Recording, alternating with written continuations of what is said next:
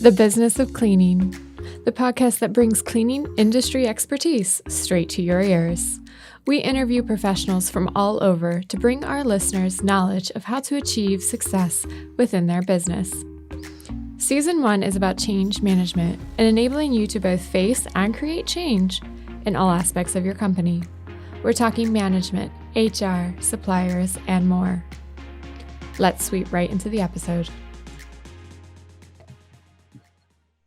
Hello, everyone, and welcome to the Business of Cleaning podcast. My name is Haley Morris. I'm your podcast coordinator and host.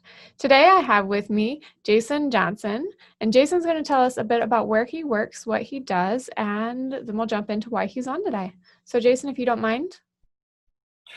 So as Haley said, thanks for having me, Haley.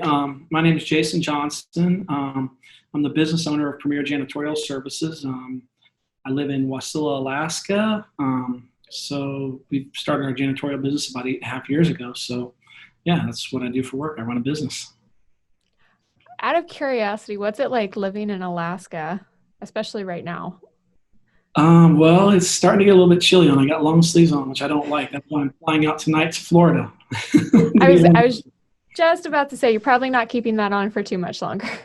Yeah. So, but no, Alaska, it's a lot more slower paced. It's pretty laid back. I live in what they call the Valley, so it's small, about 70,000 people total. It's just small town feel. I like it. Kind of reminds me where I grew up in the Midwest as far as the community. So yeah, it's not like everybody says though. Where you hear the perception of the igloos and all that stuff. I mean, we have towns, we have stores, we have restaurants. Not all of them, but we have most of it. So yeah. I have to admit, I think I'm a guilty party just because my dad loves to watch those, on occasion, those shows in Alaska where they build the cabins and it's out in the middle of nowhere. They have to fly everything in. So you don't see any towns. So that's my perception of Alaska, just because that's what he watches. So yeah, and there is rural Alaska. There's remote Alaska. There are still places like that. Yeah. But again, yeah. But yeah, when you fly into Anchorage, it's just like flying any other town, right? You see the lights and the city and everything. Not as big as some of your major cities, but yeah. And just a little bit colder, a little bit earlier. It is. All right. Well, thank you. So we brought Jason on today because talking to him about his company, we realized that a couple years ago, they went and undergone a huge cultural shift. And it was a very intentional shift and change that their company made to make themselves better. And so I'm going to go ahead and let Jason describe why that came about, because he does it best. But also, it's extremely interesting when a company chooses to intentionally shift their culture. So Jason, if you don't mind. Yeah, so I guess about 2 years ago, we've been in business about 6.5 years, and the company continued to grow. I mean, we had growth, and we got to a sticking point. And so when we started our company, my wife and I know part of the reason we started it is we wanted to kind of be different, right? We wanted to be known for different, not just a janitorial company cleaning, but the value set that we wanted behind it, we wanted it to be different. But it wasn't forefront and center in everyday life. And so we hired a business coach, and part of what he coaches is your core values and having a culture. And it really made sense to us. So we really embraced it. And we put that front and center. We wanted our company to be known, whether it was hiring, attaining clients, empowering our teams to make decisions. If we had a culture and they knew what the expectation was through this value set, that the company as a whole would run better. I mean, that's the whole premise behind it. And that's kind of the reason we did it. It helped us take the focus off of us having to do everything with the company and empowering a team and having a team around you that thought like you did to help grow the company. So that was where we were at that point. We were stuck. I mean, I was to the point where I didn't want any more business. Employees were, we weren't building a team. We had employees, which now I feel like we have a team, and we have a team that's bought into what we're doing, because we hire and everything we do is culture based. So that's really kind of the dynamic shift we had 2 years ago. So what are some of those core values that you look for when bringing a new individual into the team? Well, I can tell you what they are. We have 4 of them, and we made them pretty simple. We didn't want these big, elaborate, like people say, integrity, which, yeah, that's a great thing, but it's a big word, right? So do what it takes, do what you say, help others, and have fun. Those are our core values. So that's it. We base everything off of those. We hire our questions. It's funny when people come in for our interviews, they'll be like, well, you didn't ask me any cleaning questions. It's like, well, not belittling cleaning or taking anything away from, but I can teach that. I can't teach you, I can't teach you as a person and who you are. So all the questions we have are based on those core values. They try to bring those value sets or get an answer that is going to show if that person really embraces those, if that's who they are. Because if they're not, they're probably not going to fit in with us. We don't have to let them go. If we bring them in, they're just not going to fit, because if everybody's got that value set, I mean, you don't hang out with people you don't get along with or know or have something in common with. So that's what we look for, people that have those values in common. Those are some great values. And I like that they are simple, but not too simple. Like those things carry their own weight and they're very, I guess, I don't want to say easy to identify, but they're things you can, with relative ease, identify in a person. They either have it or they don't. Yeah, very much so. And like I said, if you break it down into, I mean, people always want to think of when they do it, oh yeah, I want to be a company of integrity and, all these big words. Well, that can mean a lot of different things to different people, right? So that's one of the reasons. I mean, I didn't just come up with this concept. Obviously, like I said, we had a coach.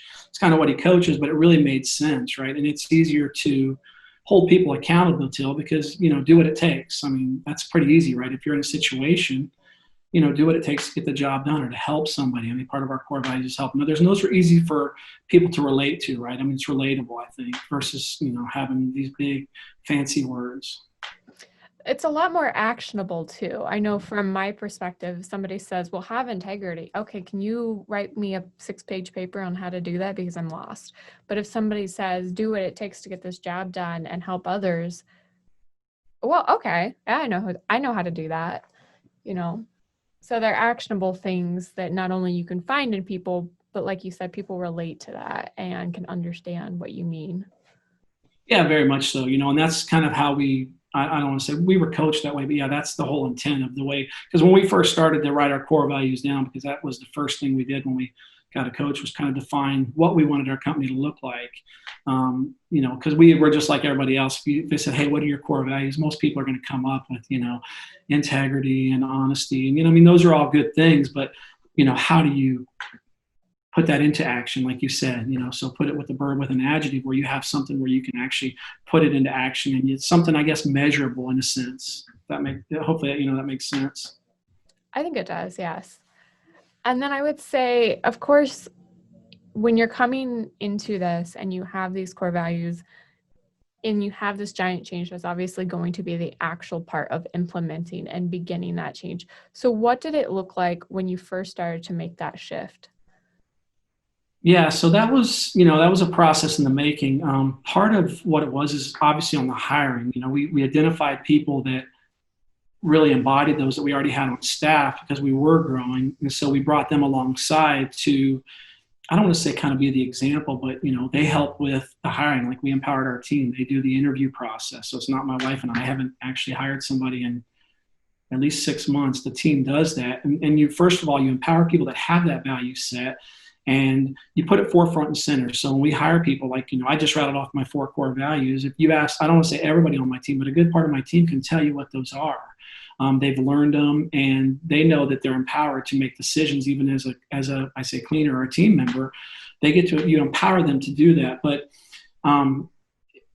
so what we did is when we put them out there, and then if you see my logo behind me, it's we put it everywhere. And it's on our board in our main office. It's on the wall there, but you have to live it out, right? You have to live by them. So I mean, you can't just have a value and then not live it, and then you have to enforce it. So people know that when we do our reviews, we do reviews every 4 months.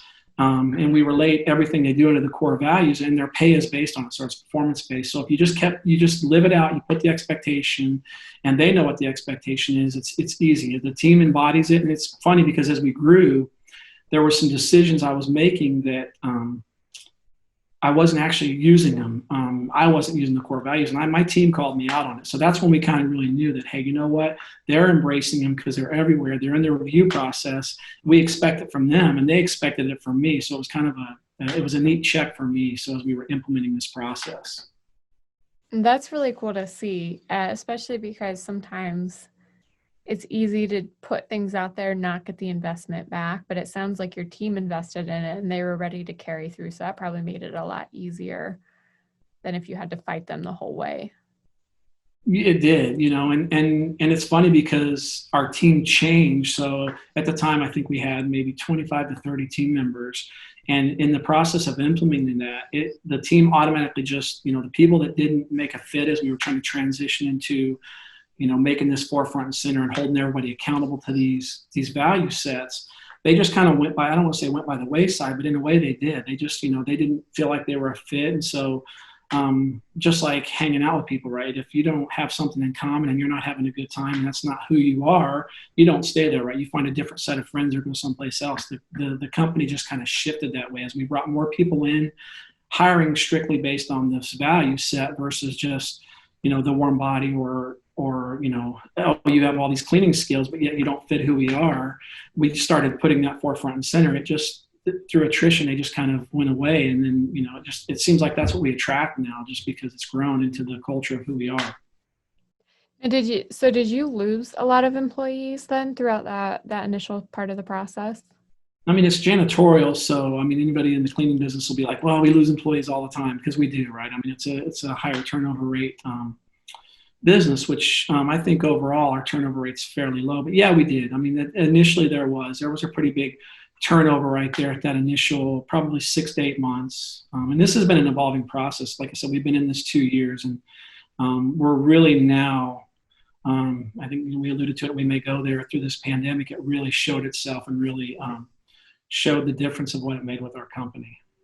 Mm-hmm. So as far as it sounds like your team responded extremely well and that they were really receptive for those who stayed with you. But how did your customers respond and how did your productivity handle that shift? Well, I think a lot of our customers and the feedback, and I can give you an example. So I just have a director of operations that I'd hired her and moved her kind of slowly. She was an operations manager and I've kind of just slowly, I don't want to say mentored her, but she's grown into the position. And we just, to just give you an idea of the feedback we got is, I think our clients realized that because of the value set that it's not just a job, we're not just cleaners, and that we are, helping others, which we want to do that to our clients too, is they know that like our cleaners are always looking out. So if they see something off the wall, like the other day, we just had there was a little bit of water in a carpet and they say, hey, this is coming from somewhere this doesn't look like. They let us know so we can let the client know. So the fact that they're always looking out for them and they're not just coming in, they could have just turned an eye and not had to mess with it and wanted to get their job done and not want to clean this mess up or identify it or try to fix the problem. They see that our team wants to do that. So they look at our team. A lot of our clients look at us as part of their team, right? We're not just their cleaners. We're part of their overall team that, we're medical heavy. So we have a lot of medical, and they realize that, the value that we add and that our team takes pride, and they take pride in the fact that they get to keep that facility clean. And it's just kind of a partnership and we're part of the team and that's really been more prevalent the last 2 or 3 years or 2 years since we've done this process. One of the emails we got back when I introduced Penny as the director of our operations is she adds great value and your team really cares about our facility. That was one of the when they welcomed her on the team. So seeing that coming back and them knowing that we're there to support them and serve them through the team has really been, I guess, humbling. That's really cool. I like that it sounds like so quickly reflected on the outside what you were doing internally as well. And then I guess the flip side is, how were your team actually, like, it sounds like they're handling it very well. Was that productivity, like how you're getting things done, do you think that was a direct cause of that change in culture? Yeah. So one of the things that really, when we really realized that we had this culture and people, I don't want to say we're bought in, but we had a team that really lived by the same value set. So, obviously COVID hit back in March and yeah, we lost a little bit of business, but overall we cleaned in the medical industry. So they didn't shut down. They may have, lost, kind of shrunk a little bit for a time being, but overall, we've actually grown, but in that growth process, through people leaving because of COVID or whatever, again, we have normal turnover. We have our turnover rate, even culture fit, we have turnover. We went from almost 50 team members down to just right around 30, a little under 30, but yet we were still cleaning just as much and actually grew. I mean, our accounts went up. We were doing extra services, and I was nervous. And obviously, I'm not, nobody wants to point a finger or blame, but, unemployment was $600 a month and we were getting no applicants. And I was really getting nervous, but we actually did all the same work and more work with less people, and people just, and they saw this and they're like, hey, people were coming to us, hey, I'll take more hours. I'll do what I can. And if somebody called out and we'd say, hey, somebody's out, who wants to pick up hours? We'd get 3 or 4 people saying, hey, I'll do whatever I can help out. And that was just to see that they bought in and that they were people that cared. They did whatever it takes, right? Do what it takes to get the job done. They helped others. And, if they said they were going to be there, they were there. And even the people that weren't, they were really sick, or, people were more cognitive of, if I don't feel good or I'm sick, I don't want to affect the others. So they would let us know and stay out. But yeah, just the fact that they really stepped up. It was amazing. Just to see how that all played out for that last, 6 months, I guess. Well, yeah, because I think COVID has been the test for companies. Do you have the structure and the support in place to weather this really chaotic storm, because it was across the globe and everywhere that was hit by it, things just kind of shut down. And, you're in the medical, so you saw a different side of it, I think, than maybe what some of us have. So it's really cool to see that you did have that. I guess that was some validation for what you were already doing. Then you saw that you had that support, that structure, and it carried through really nicely. Yeah, very much so. I was worried about it, but yet, like I said, the team, they didn't seem worried. They stepped right up and picked up. And, I would let our clients know that, hey, they would get used to seeing a certain cleaner there, or see a cleaner there at 6, right as they're closing, because that's when they're typically in there. I'd let them know, hey, we're not going to get there till 8 because that person may be out, but another person had stepped up. But they were all, even the feedback from our clients is, you guys have always taken care of us. We're not worried about it. We know if you're not there right there at 6, somebody's going to come and take care of us. So you asked if the clients saw a difference. Getting that feedback during this whole process it was really, I guess, inspiring to see that the team, was vested in really living and out the core values. Yeah. I like that. I like that you're inspired by your team. A lot of times you hear about the leader or the president inspiring the team, but to hear the flip side, that is probably like this huge feeling of accomplishment, that you've empowered them so much that the tables have turned.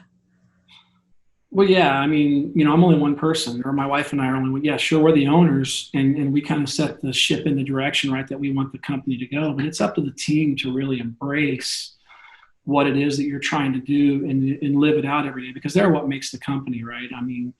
Without them, if these people hadn't stepped up, I couldn't have cleaned enough hours. I couldn't have stepped in and covered those 20 people and cleaned enough hours with my wife and I by ourselves to get the job done every night. The fact that they were bought in and invested in and cared enough about the clients and about the company that they stepped up and did those things. We have a lot of people that this is their second job. So, I had people that were willing to step up and work 6-7 hours a night when they'd already worked an 8 or 9 hour shift at their regular jobs. So yeah, it was amazing. That is crazy. Kudos to them. Like, what an amazing team. So with the medical side, I guess I'm very curious on what it's like from your side, working particularly with cleaning in the medical industry, and maybe not just the shifts internally that you've seen, but how that worked before and then how it worked coming into COVID. Well, I guess being in the medical for us, because we are so medical heavy, the way that we clean, because viruses and bacteria and germs have been there, right? If you're talking about it, directly related to the pandemic, those are already there. So medical overall, they're dealing with something that's, it's a little more, it spreads a little easier, and it's a little, I don't know what the word is, it's a little bit different type of virus, but to them, I don't think it's as big of a deal. So for us, nothing really changed, because we already, we're used to cleaning, and disinfecting hot spots, your high touch points and all those things. So that was part of our routine everyday thing. So people ask us all the time, well, what are you doing different? Even our clients never came to us and asked us what we were doing different, especially in the medical field, because they already knew that our team was there serving them and doing what they were supposed to. So these things were already getting done. So, Yeah, we reached out to them and reassured them, here's some of the little things we're doing. Maybe we're using a different kind of disinfectants. It's on this list that the EPA says you need. But other than that, we really didn't see a huge change. I mean, yeah, they dropped down and they went to telemed a little bit, but I mean, medical's medical, right? People still got sick and still needed to come see the doctor. So that really, we didn't see a huge change, to be honest with you, in that arena. Mm-hmm. So I guess your guys' hospitals handled it well. I know around here, our hospitals actually were probably lower capacity than normal, but I know some of the bigger cities got, sometimes double, and were overwhelmed. So, yeah, I think, well, so our numbers are actually higher now as far as COVID than they were. I want to say because the pandemic still, it's not over. It's still, the virus is still out there. Our numbers are higher now, but yes, and we don't clean the hospital. Ours were like a lot of the medical clinics, like family practice and the specialty clinics and stuff. So the specialty clinics in particular, they did really drop down because they weren't, they weren't doing as much because everywhere cut down on all the non-elective, surgeries or the ones that weren't necessary. So yeah, there was a change there, but yeah, they did handle it well, and we were like every place else. Our hospital was a ghost town for 3 or 4 months till they opened things back up. I think that was like the shocking thing from our perspective is, we heard about like New York and all these cities are so overwhelmed and everything was shifting to COVID, but then like locally our hospitals, and it sounds like, all our clinics and everything were so calm and like they weren't booking as many appointments. Things were more as need versus maybe some of the just do it type visits and things like that. So, all right. So with the cultural shift, how are you guys now? Like, what changes are you still making to support that cultural shift? Well, so one of the things we really like to do, as far as the team, I alluded to the team is what makes the company. One of the things that we do, and we've kind of implemented, is we do what we call an eat and greet. So every other month we have a caterer come in and we have dinner, and the team member and their family can come in, and we all, because janitorial, right? We're all working nights in a different building, so we don't know each other. I mean, it's hard to create a team dynamic when you don't know each other, and to really build that, you want to help people. You really, really like to help people when you know them and you can, tie a face to, hey, I need to go help them out because their partner called out and they need help or something like that. So one of the things we do as far as in the have fun, that's one of our core values, is we do what we call an eat and greet every other month. So we get together and we have a dinner catered and we put some games out, and we do door prizes. And then in the summer, we do a big summer bash. We have face painters and bouncy houses. Anyway, we just try to really do a lot of appreciation things for the team because, like I said, I mean, look what we just went through in the examples I gave, and that's, this happens all the time. I mean, they just do the little things, just stepping up and really just embracing what we are. So to try to foster that and, keep that carrying on. I mean, these are just some of the things we can, plus show appreciation for the fact that they are vested and that they are, living out these core values. And it's just kind of the culture thing, right? That adds to it, the whole dynamic of, getting us all together. Yeah, if you want a team, you have to support the team. And I think it's easy to forget sometimes those team building things like the events and just the coming together aspect of what a team is. Yeah, very much so. And then one of the other things that I love, we do quarterly review, or not quarterly, triennial. We do reviews every 4 months. And that's really a time for us to give them feedback, but also I look at it more important, and I still do these personally because I think they're so important, is for me to get feedback from them. How can we support you? How can we, empower you to be able to do your job better and to be able to serve the client better? Those are some of the biggest, yeah, we talk about what they do. And obviously there's, like I said, there's pay tied to it. Their pay is based strictly on their performance. It's all, subjective numbers that they hit for their pay. But the biggest part is getting their feedback and knowing. And then I think the most important thing is not only just getting the feedback, but then if it's viable and it's good, and it's something we can do, we implement it. And if they see that, they really see that, hey, you know what? I do have a say in what's happening. I do have a say in what's going on here. And one of the other things we do as far as that goes too is we do group interviews. We do all of our interviews as a group. And anybody on the team, if we feel like they've been with us long enough and we can see that they're really living the core values out, anybody on the team can be a part of those group interview process. We have a team of 2 that does them, and then they interview and ask questions that bring out the core values like I talked about. And they have a say that, hey, I think, this person or this person would be a good fit for our team because I think they have the value set that we withhold. And so it empowers them that they have a say in who's going to be their teammate and who's going to be a part of the team based on the value set. Gives them that chance to buy into the new team member before they even join. So yeah, they're vested. They have a say in what the shape and what the company is going to look like. Mm-hmm.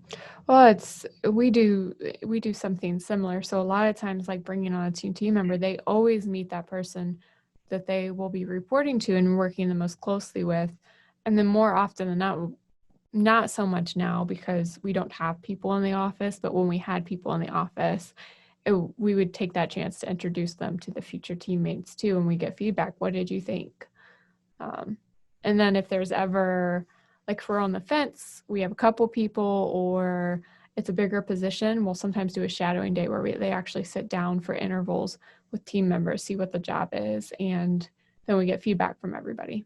Mm-hmm. So yeah. We do something kind of similar. So so they go to the group interview and those 2 team members recommend, hey, we think these 2 players would be, let's say 6 people show up, these 2 would be good core value fits. Then they sit down and get a one-on-one interview.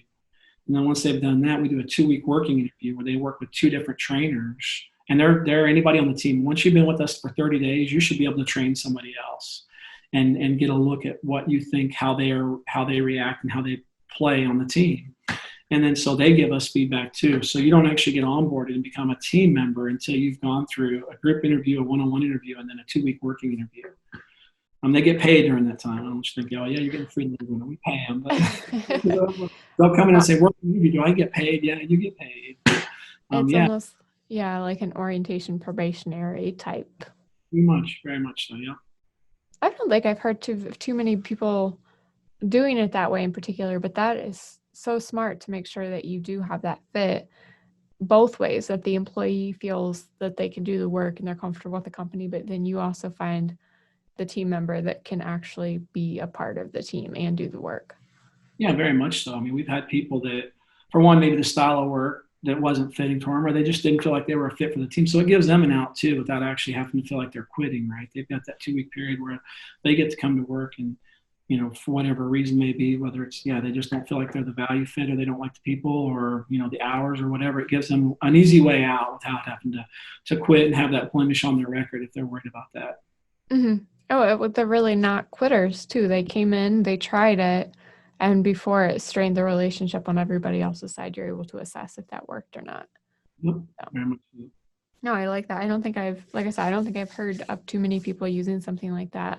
So it's very interesting to me. I used to do recruitment just as a little tidbit. So I'm very curious about that process. Mm-hmm. So outside of like this recruitment hiring process you have going, what kind of training do you do now that's maybe different from what you did before? So I guess going back to everybody should be able to be a trainer within 30 days. And this is actually an evolving process. So everybody we have a set system of way we train, but now we empower the team. It's not just, hey, we have these 1 or 2 trainers that are having to train all the time. Everybody should be a trainer. So they get to train each other, and then we also have a video series that we just implemented and launched that that everybody gets training from through also, and that kind of makes it more standard. That way, nothing's missed. But even then, when they get to the field, there's still somebody has to train them on the job, right? You can watch a video all day long until you actually go there and do it. So like I said, the team's empowered. We use everybody as a trainer.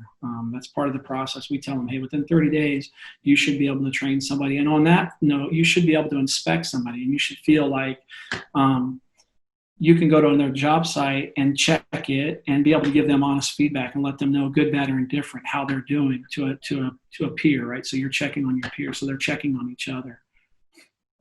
Oh, that's good. I feel like it's one of those things too. People who can teach in something and people who can inspect in your case, but like assess something. have probably the best understandings of that area than if they can just go in and kind of skate through being able to do it. Yeah, and I think it really helps with complacency. I mean, right? We all say, oh, we don't want to get complacent. We don't get complacent, but when you're doing the same thing, and if it's the same building, and you're doing the same thing every day, sometimes complacency can set in. So if we're constantly, I don't want to say constantly, but if you're regularly knowing somebody's going to come through and train on your building, or you're going to train them on our systems, it keeps you sharp on your skills and the way we do things too. And we have a checklist, so. I just think it just, kind of, and plus it helps with that team building, right? As you see new people coming in, and we'll have people train around, move around buildings and train with other people too, to try to get to know the teammates and to keep that camaraderie and like I said, keep people sharp with their skills. That's great. That's probably the best kind of training you can do too.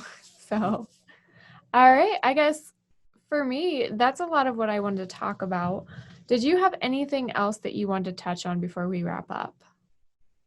No, I think with the culture, one of the things that I could really recommend as far as it making a difference is kind of, I guess you've got to know what you want what you want your company to be known for, and what you want it to look like, and it has to really be a value set of who you are, right? Because if we would have implemented values or try to have core values that weren't who we were, how do you live something that you're not, right? So that would be the biggest piece of advice I would do. One of the things we did to figure this out is we wrote down things that were important to us as far as values. But one way, if you really want to know what other people think your values are, pick about 5 to 10 people, just shoot them a text and say, hey, what are the first 4 or 5 words that you think of when you think of me? And get some honest feedback from somebody else. And it'll really kind of put things into perspective of kind of who you are. And because that's, your company is a reflection of you when you're in a company. So, like I said, you don't want to sit here and try to be somebody you're not. And you don't want to hire people that, that's the same thing, that aren't what they are. So that would be my biggest piece of advice, is just make sure you're sure of what you want your company to be known for and who you are. And don't try to implement something that you are, that you're not. All right. Thank you. And that was going to be my next question, was what advice, but I don't think there's any better way to end this. All right. Well, thanks for coming on, Jason. And thank you everyone for tuning into the Business of Cleaning podcast this week. I want you to know that we appreciate you listening, but I also want to request that you leave a review so we can continuously improve. And don't forget to download your favorite podcast, which is this one. So we'll see you next week, and have a good day.